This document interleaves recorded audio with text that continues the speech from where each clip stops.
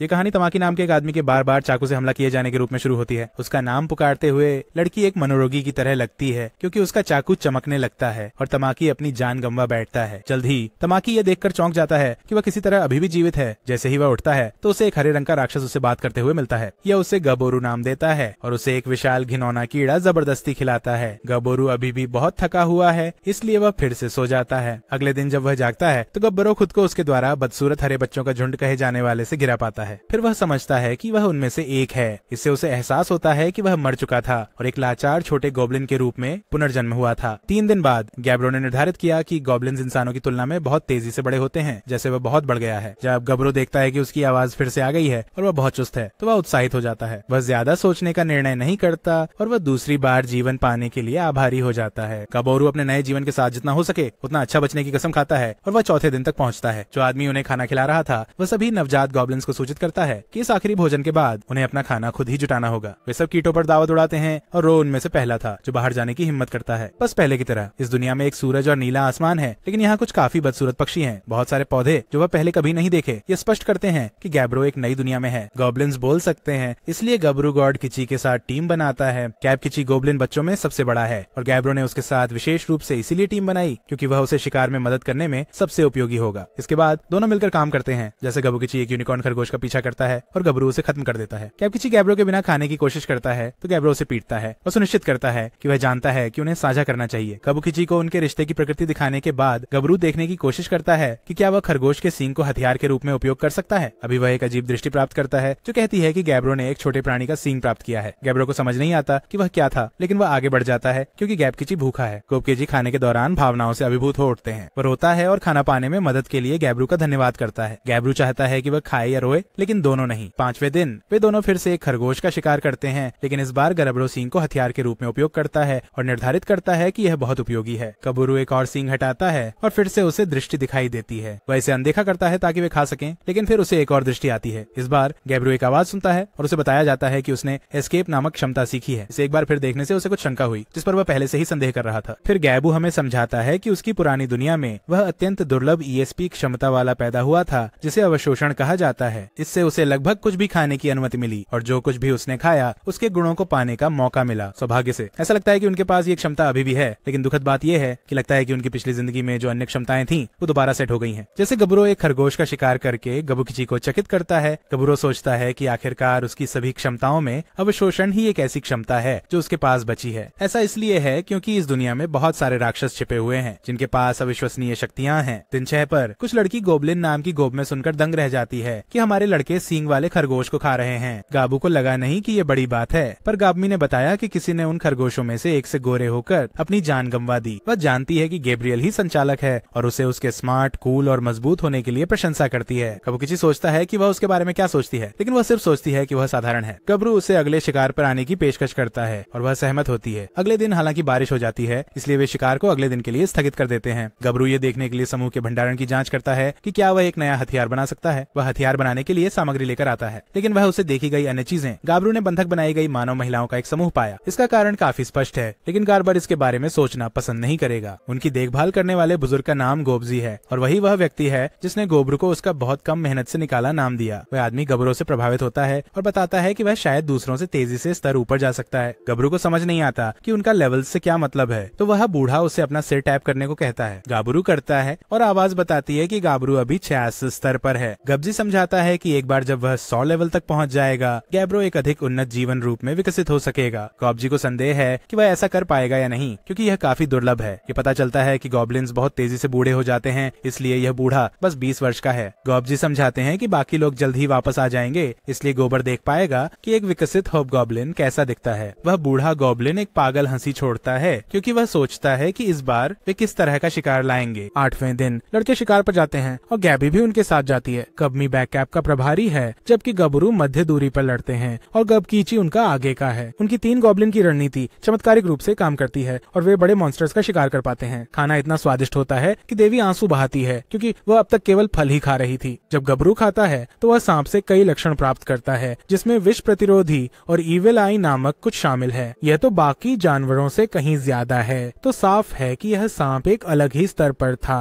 बाकी लोगों को कुछ समझ नहीं आता है और गबकिची भी सांप का सिर खाना चाहता जाता है। दुर्भाग्य से वो नहीं कर सकते क्योंकि ये जहरीला है और अगर दूसरे इसे खाएंगे तो मर जाएंगे। गब्रो अब चीजों के आदी हो रहा है, इसलिए वह समझाता है कि वह कितना भी बदसूरत क्यों न हो, वह इस दुनिया में अपने दूसरे जीवन में जीवित रहने का संकल्प ले चुका है। दिन 9 और 10 वही शिकार के दिन थे, लेकिन दिन 11 में उन्होंने गुफा में जाने की गलती की। उनकी टीम वर्क एक बार फिर चमकती है। जैसे कि गब्रोहा ने गपीची से कहा कि वो उन्हें ढाल से सुरक्षित रखें, जबकि वह आक्रमणकारी चमगादड़ों पर इविल आई का उपयोग करता है। यह उन्हें इतना चौंका देता है कि वे लड़ाई जीत जाते हैं। वे चमगादड़ों पर दावत उड़ाते हैं और इससे गब्रू को इकोलोकेशन के साथ साथ कुछ अन्य चमगादड़ विशेषताएं भी मिलती हैं। वे हमेशा की तरह दावत उड़ाते हैं, लेकिन हम देखते हैं कि कुछ अन्य गोब्लिन्स उन्हें देखकर भूखे रहते हैं। उस रात कुछ अन्य गॉब्लिन गैब्रो को सोते समय घेर लेते हैं, लेकिन चालाक गॉब्लिन हमेशा अपनी खोज क्षमता को सक्रिय रखता है। इससे उसे यह एहसास होता है कि बाकी लोग उस पर हमला करने की कोशिश कर रहे हैं, इसलिए गारू उन सभी 6 को पीट देता है। उनमें से एक दूसरों से ज्यादा घायल है, इसलिए गेबर समझ जाता है कि शायद वह अपने विष को सही से समायोजित नहीं कर पाया क्योंकि वह जल्दबाजी में था। वह बाकियों को एक सबक सिखाने की योजना बनाता है, लेकिन गामी और भी ज्यादा परेशान है। वह उनमें से एक का गला घोंटने लगती है, इसलिए गब्रू उसे शांत करने की कोशिश करता है। दिन 13 पर हमारा समूह एक बहुत बड़े राक्षस से मुकाबला करता है। गोबकिची पीछे हट जाता है, इसलिए चतुर गोबनी ऑर्क को हथियार रहित कर देता है। गब्रू अपनी टांग तोड़ लेता है और दूसरों से कहता है कि वह यहाँ से संभाल लेगा, इसलिए वे देखते हैं जैसे गब्रू इसे मार डालता है। ऑर्क को खाने से गब्रू को ऑर्क भाषा, कामेच्छा और कुछ जिसे विश्लेषण की खोज नामक क्षमता मिल जाती है। गब्रू अभी भी सोच रहा है जब दूसरों ने उस पर हमला किया था, इसलिए अपने दोस्तों के भरपूर भोजन कर लेने के बाद गब्रू फैसला करता है कि बाकी का भोजन वापस ले जाए ताकि बाकी सब भी खा सकें। शुरू में दूसरे लोग संदेही होते हैं, लेकिन गाबोर उन्हें आश्वस्त करता है कि सब ठीक है। वे सभी गैबोरू का धन्यवाद करते हैं और पहली बार अच्छा खाना खाना शुरू करते हैं। गब्रू उनके ऊपर खड़ा रहता है जब वे खाना खाते हैं और सोचता है कि वह कभी भी असहाय लोगों की मदद करने का विचार अपनी पुरानी दुनिया में नहीं करता। यह स्पष्ट है कि इस नए संसार में आने के बाद उसका रूप बदल गया है, परंतु गॉडब्रू सोचता है कि क्या उसमें कुछ और भी बदला है। जब गैब्रू सोता है तो उसे एक और दृष्टांत होता है। इसमें कुछ ऐसा जिक्र है कि उसके स्तर के मूल्य पार हो गए हैं और उसने सभी विशेष शर्तें पूरी कर ली हैं। हम देखते हैं कि इसमें विकसित होने के बारे में कुछ कहा गया है, लेकिन गब्रू इतना थक चुका है कि वह इसे पढ़ नहीं पाता, तो वह बस हाँ को स्वाइप करता है और वापस सो जाता है। एक आखिरी संदेश पढ़ता है कि गब्रू को महान मृत्यु और सृजन के देवता का आशीर्वाद प्राप्त हुआ है। अगली सुबह गब्रू देखता है कि वह अपने पुराने जीवन में जैसा दिखता था वैसा ही बहुत अधिक दिखता है। गोबकीचर को देखकर पता चलता है कि वह भी विकसित हो गया है। भगवान, मुझे अपने दोस्तों पर गर्व है क्योंकि वह कहती है कि वे अब बहुत बड़े और बहुत अच्छे हैं। कैप जी ने किया था कि वे दोनों पहले ही रैंक अप हो चुके हैं क्योंकि उनके जन्मे हुए अभी 1 महीना भी नहीं हुआ है। कैपकिची अपनी नई ताकत को आजमाना चाहता है, इसलिए गैब्रो मान लेता है कि वह शिकार पर जाना चाहता है। अचरज की बात यह है कि गबकिचन इसे लड़ाई से परखना चाहता है और गैब्रो को यह विचार वास्तव में बहुत पसंद आता है। 2 मजबूत होबगोब्लिन बाहर लड़ते हैं और दिखाते हैं कि वे अब बहुत बेहतर लड़ाके हैं। कैपकिची थोड़ा धीमा है, इसलिए गैब्रो आसानी से लड़ाई जीत जाता है। कैपकिची गब्रो की ताकत से हैरान है,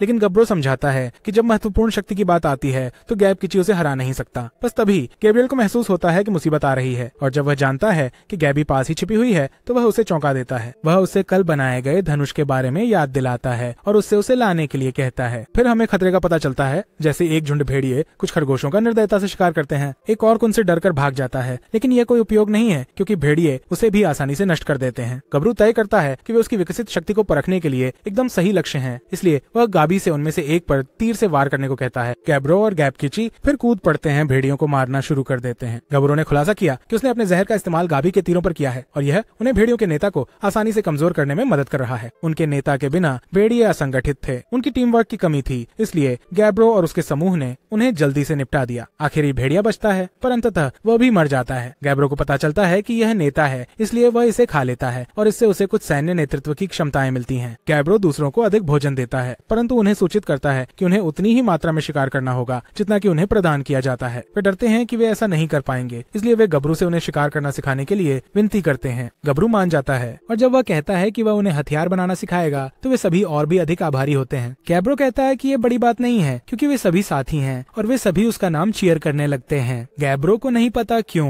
पर इस पल में उसे लगता है कि वह इस नई दुनिया में अपना रास्ता देख सकता है। वह निरंतर खाएगा ताकि वह मजबूत बन सके। वह फिर अपने साथियों को अपने असली उद्देश्य को प्राप्त करने के लिए अगुवाई करेगा, जो उसके चेहरे पर मुस्कान लाता है। 4 दिन बाद गैब्रियल अफसोस करता है कि उसके साथी अभी भी बहुत कुछ सीखने की जरूरत है। वे कठिन प्रशिक्षण लेते हैं और जब वह अनजाने में अंदर आ जाता है तो गैब्रो हैरान रह जाता है। दिन 17 पर सभी मानव महिलाओं ने जो बंधक थीं अपनी जान ले ली और गब्रू ने उनके लिए शांति से एक स्मृति सभा की। फिर हम दिन 24 पे चलते हैं और गॉडब्रो बाकी गॉब्लिन्स को प्रशिक्षण दे रहा है। इस बीच उन्होंने हर एक संभावनाशील दुश्मन को खा लिया जो वे पा सकते थे और कई नई क्षमताएं सीखी। तभी एक और समूह के गॉब्लिन आ रहे हैं। गब्रू सभी की रक्षा करने के लिए तैयार होता है, लेकिन गब्जी उसे रोकता है और बताता है कि वे उनके धावक हैं। गब्रू तब चौंक जाता जाता है जब वह सुनता है कि वे गबरू की पीढ़ी के गॉब्लिन्स के भी पिता हैं। लुटेरों ने इंसानी महिलाओं का एक और समूह पकड़ लिया है और बुरे गॉब्लिन्स खुश हैं क्योंकि उनकी पिछली खेप ने अपनी जान ले ली थी। पता चलता है कि गॉब्लिन का डीएनए इतना मजबूत है कि जब वे अन्य प्रजातियों के साथ संतान पैदा करते हैं तो भी गॉब्लिन बच्चे ही होते हैं। गबरू प्रजनन की प्रवृत्ति को समझ सकता है, लेकिन इसका मतलब यह नहीं है कि वह जो हो रहा है उसके साथ ठीक है। वह अनुरोध करता है कि वह मानव महिलाओं की देखभाल करने वाला हो, लेकिन यह सिर्फ लुटेरों को नाराज कर देता है। गबरू की पीढ़ी के गॉब्लिन्स उसके लिए खड़े होने को तैयार हैं, लेकिन यह सिर्फ दोनों समूहों के बीच विभाजन की शुरुआत करता है। तभी दो गॉब्लिन लड़कियां आराम से आईं और दोनों पक्षों से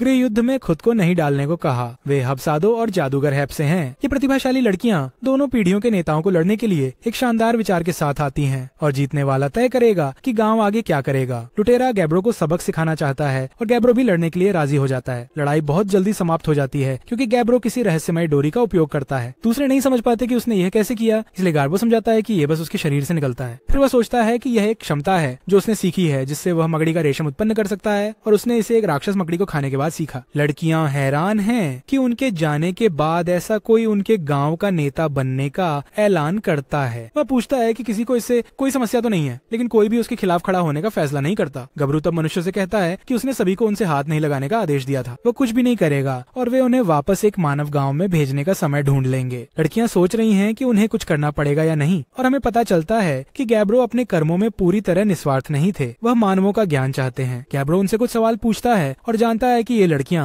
एक यात्रा व्यापार का हिस्सा थीं। जब गोब्लिन्स ने उन पर हमला किया, सभी पुरुषों का संहार हो गया और ये 5 लड़कियां ही बची हुई थीं। 28वें दिन गैब्रो को देखकर हैरानी होती है कि लड़कियां खुश लग रही हैं। वह महसूस करता है कि वे सब कुछ से उबर नहीं पाई हैं, बस चीजों को आसान बनाने के लिए सकारात्मक रवैया अपना रही हैं। गैब्रो ने उनके लिए खाना बनाया, उम्मीद है कि यह मदद करेगा। लड़कियों में 2 बहनें हैं जो रसोइया के साथ साथ दर्जी भी हैं। चश्मा पहने हुए वाली एक रसायनज्ञ है और भलक कद्दर लड़की एक मूल्यांकक और लोहार है। जहाँ तक रेडहेड की बात है, वह एक नई योद्धा है, इसलिए वह तय करता है कि वह उनके प्रशिक्षण में बाद में शामिल होगी। गैब्रो ने फिर सबको कड़ी मेहनत से प्रशिक्षित किया और जब वे थक गए तो उन्हें अपमानित किया। अगले कुछ दिनों तक वह शिकार करने की बजाय समूह व्यायाम पर ध्यान केंद्रित करता है और उन्हें समूह के लिए उसके द्वारा निर्धारित नए नियम सिखाता है। 31वां दिन बारिश थी, इसलिए गैब्रो और गैबकिची ने सभी को आश्चर्यचकित करते हुए कुछ वाकई तीव्र स्पर्रिंग की। उस रात गबरू ने महसूस किया कि एक समूह के गोब्लिन्स मानव महिलाओं के लिए उसके नियम को तोड़ने वाले थे। गबरू ने एक गोब्लिन को सीधे काट दिया और बाकियों को रोक दिया। वह उसे उसके द्वारा स्थापित नियमों की याद दिलाता है और उसमें से एक को उससे विरोध करने के लिए दंडित करता है। गरबो महिलाओं से माफी मांगता है और रेडहेड उसके बाहों में रोती है। अन्य गोब्लिन पहुंच जाते हैं, इसलिए गैब्रो ने कबुकिची को बाहर ले जाने के लिए बंधे हुए गोब्लिन्स को निर्देश दिया। उसने मुझे भी इकट्ठा किया है और बाकी गोब्लिन्स को भी, ताकि वे देख सकें कि वह क्या करने वाला है। बाहर गैब्रो इन लोगों को उदाहरण के तौर पर उपयोग करके दूसरों को संदेश भेजता है। वह उन्हें निर्दयता से हराता है और सुनिश्चित करता है कि हर कोई वास्तव में उनके गांव के नियमों को समझे। सभी को संदेश जोर से और स्पष्ट मिलता है, इसलिए गबरू उन्हें विदा कर देते हैं। गैब्रो ने उनके जीवन को समाप्त करने से ठीक पहले रोक दिया, जिसका मतलब था कि हॉपकिंस, जिसे सबसे बुरी सजा मिली थी, अगली सुबह चल बसे। दिन 32 पर गैब्रो की टीम एक बार फिर अपनी शानदार टीम वर्क का इस्तेमाल करते हुए एक ट्राइहॉर्न घोड़े को हराने में सफल होती है। ये काफी कठिन था, लेकिन इसका मतलब था कि उसे भी ढेर सारी नई क्षमताएं मिली। टेरेबस्ट उनमें से एक है और यह उसे केवल एक हमले में 3 झटके देने की अद्भुत क्षमता प्रदान करता है। उस रात लाल बालों वाली गैब्रो के बिस्तर पर सो जाती है और वह महसूस करता है कि पिछली रात की घटना ने उसे आघात पहुंचाया होगा। गैब्रो उसे ढांढस बंधाता है और उसे अपने साथ रात गुजारने देता है। हालांकि जब फाजतन गैब्रो पाता है कि गैबमी भी उनके साथ जुड़ गए हैं, उस दिन उन्होंने यह भी पाया कि गैबी नाम की गोब्लिन महिला एक हॉबगोब्लिन में विकसित हो गई है। सब मिलाकर चीजें काफी अच्छी तरह से चल रही हैं। गोडमी दूरदराज की इकाई चलाता है और गाबची उनकी सशस्त्र सेनाओं का प्रभारी है। हबसाटो मोबिलिटी ओरिएंटेड फोर्स को संभालता है और गाबी ने पिछले सहायता को संभाला, जो घरेलू कामों पर ध्यान केंद्रित करता है। हैप से उनके जादूगर दल की कप्तान का काम करेगी, लेकिन अभी वह उनके गांव में अकेली जादूगर है। इस दिन के बाकी समय में गैब्रो कप्तानों को प्रशिक्षण देने का काम सौंपकर खुद विभिन्न शिकार की खोज में गहरे जंगल में चला जाता है। गैब्रो कुछ मृत्यु मैजिक की कोशिश करता है और वह यह देखकर चौंक जाता है कि यह कितना शक्तिशाली है, क्योंकि वह एक हमले में ही एक शक्तिशाली त्रिहॉर्न को आसानी से नष्ट कर देता है। गर्बो ने इसके बाद ही समझा कि जादू ने उसे उत्तरी जंगल में जाते समय अति आत्मविश्वासी बना दिया था। वहाँ वह एक अजीब जगह पाता है जिसमें बहुत सारा खून है और उसे याद आता है कि गोपची ने सभी गोब्लिन से क्या कहा था। कब्जी ने उन्हें चेतावनी दी थी कि किसी भी कारण से उत्तरी जंगल में कभी न जाए। अंदर एक भयानक लाल राक्षस है जिसे लाल भालू कहा जाता है। यही वह जगह है जहाँ गबरू अब खुद को पाता है और उसे दिखता है कि यह राक्षस आसानी से एक त्रिशर्का को चीर दिया। ट्राइहॉर्न्स कवच को पहले उनके लिए भेदना बहुत मुश्किल था, लेकिन इस भालू के लिए कुछ भी नहीं था। ठीक उसी समय लाल भालू दिखाई देता है और गैब्रो मानता है कि एक सामान्य व्यक्ति शायद भागने की कोशिश करेगा। गबरू एक सामान्य व्यक्ति नहीं है, वह इससे लड़ना चाहता है, इसे हराना चाहता है और इसे खाना चाहता है ताकि वह जान सके कि उसे कौन सी शक्तियां मिलेंगी। गैब्रू अपने शस्त्रागार के हर हथियार का उपयोग करने की की योजना बनाता है, इसलिए वह फेज 1 डिमाइज मैजिक का उपयोग करके शुरू करता है। गांव में वापस गैबी चिंतित हो जाती है क्योंकि उसे गैब्रो काफी समय से नहीं दिखा। गबरू के साथ वापस जब लाल भालू अपने दाहिने हाथ की बलि देकर अपने विनाश के जादू से बचाव करता है तो वह चौंक जाता है। भालू एक के बाद एक हमले करता है और गैब्रो समझ जाता है कि त्रिहॉर्न से मिली उसकी बारीक स्किल की कवच उसे बचा नहीं पाएगी। गैब्रो को आक्रामक होना पड़ेगा, इसलिए वह भालू के सिर पर हमला करने जाता है। जब उसका हथियार उसकी खोपड़ी को छेद नहीं पाता और भालू उसे उड़ा देता है तो वह फिर से चौंक जाता है। गबरू बंजर स्ट्रिंग को वापस पा लेता है, लेकिन वह मुक्त हो जाती है और चौंकाने वाली बात यह है कि वह एक पागल स्ट्रांग फायर ब्रीथ अटैक का इस्तेमाल करती है। जंगल आग से ढक जाता है और गबरू को अपने घावों को भरना पड़ता है। हमला बहुत चिंताजनक था क्योंकि गैब्रो ने अपने पिछले जीवन में कभी भी आग उगलने वाले भालू के बारे में न देखा था और न ही सुना था। ये एक बहुत खतरनाक प्रतिद्वंद्वी है, इसलिए गैब्रो को एहसास होता है कि उसे जीतने के लिए कुछ नुकसान उठाने की इच्छा करनी होगी। गबरू एक और हमले के लिए आगे बढ़ता है और खुद को आग की सांस से बचाता है। जानवर बाहर से काफी कठिन है, लेकिन गबरू चालाकी से आग की सांस का हमला करके भालू के मुंह के आर पार चीर देता है। गबरू अपने आप पर खुश है, लेकिन जब वह पाता है कि यह काफी नहीं था तो वह चौंक जाता है। उनका भयानक भालू उसे पीछे धकेलता है और गबरू नुकसान को सीमित करने का अपना सर्वोत्तम प्रयास करता है। गिबोर ने फिर भी उस अत्यंत शक्तिशाली हमले से बहुत नुकसान उठाया, इसलिए वह मानता है कि यह दौर बराबरी पर खत्म हुआ। उसकी तलवार अभी भी भालू के मुंह में है, इसलिए कम से कम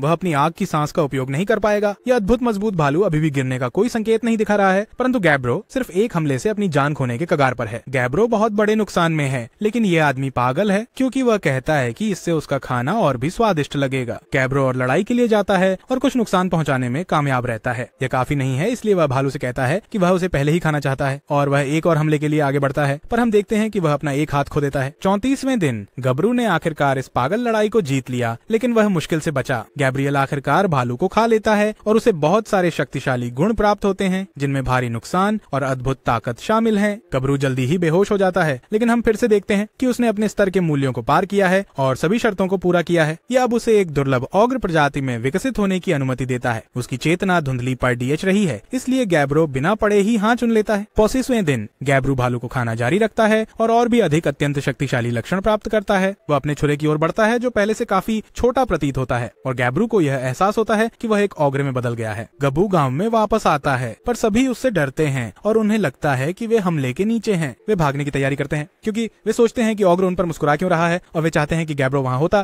ताकि वे उन्हें बचा सकते। सौभाग्य से गैबी उसे पहचान लेती है, लेकिन उसके विकास से हैरान होने के बजाय वह इतने लंबे समय तक गायब रहने के लिए उस पर नाराज होती है। वह अपने आप को चोट पहुंचाती है, लेकिन फिर भी गबरू पर डांट लगाती है। वह उसका हाथ खोने के लिए उदास है, लेकिन बाकी सब लोग हैरान हैं कि उसने लाल भालू को कैसे हराया। कैपजी सबसे ज्यादा हैरान होता है जैसे ही वह बताता है कि गैब्रू जन्मे हुए सिर्फ 1 महीने बाद ही उत्तरी जंगल के मास्टर को हरा पाने में सफल हो गया था। सभी के पास उसके लिए सवाल थे, पर गार्बर बस खुश था कि वह बच गया और अपने नए विश्व में अपने नए घर तक पहुंचने में सफल रहा। मेरा सारांश देखने के लिए धन्यवाद। चैनल को समर्थन देना चाहते हैं तो मेरे मुफ्त न्यूज़लेटर के लिए साइन अप करें, लिंक विवरण में है।